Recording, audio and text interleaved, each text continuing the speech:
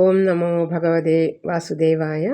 ശ്രീമന്നാരായണീയം ദശകം 27 ക്ഷീരാബ്ധി മഥനവും കൂർമാവതാരവും. ശ്ലോകം 1. ദുർവാസാസുരവനിതാപ്തദിവ്യമാല്യം ശക്രായ സ്വയമുപതായ തത്ര ഭൂയ നാഗേന്ദ്രപ്രതിമൃതിദേശശാപശക്രം കാക്ഷാന്തിസ്ത്വദിതരദേവതാംശജാനാം.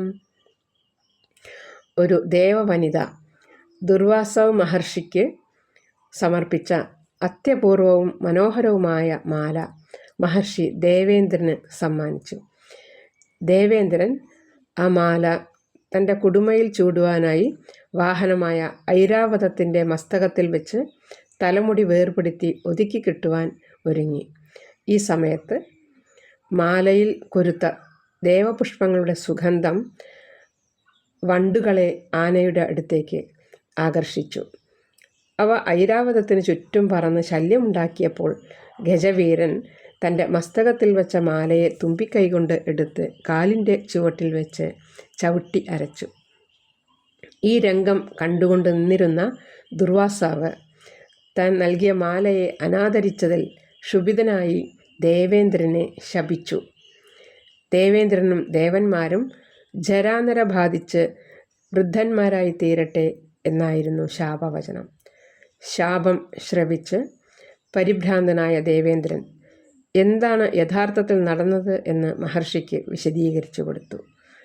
തൻ്റെ പ്രവൃത്തിയിൽ പശ്ചാത്താപം പ്രകടിപ്പിച്ച മഹർഷി പാലാഴി മഥനം നടത്തിയാൽ അമൃതം ലഭിക്കും എന്നും അത് സേവിച്ചാൽ ദേവന്മാർക്ക് യുവത്വം ലഭിക്കും എന്നും പറഞ്ഞ് ശാപമോക്ഷം നൽകി.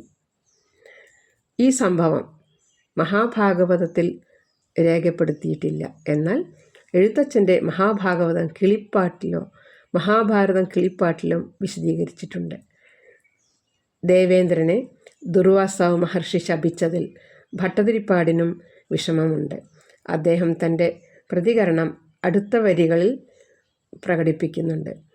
മഹാവിഷ്ണു ഒഴികെ മറ്റു ദേവന്മാരുടെ അംശത്തിൽ നിന്ന് ജനിച്ചവർക്ക് ക്ഷമ തീരെ ഉണ്ടാവുകയില്ല എന്നാണ് ഭട്ടതിരിപ്പാടിൻ്റെ അഭിപ്രായം.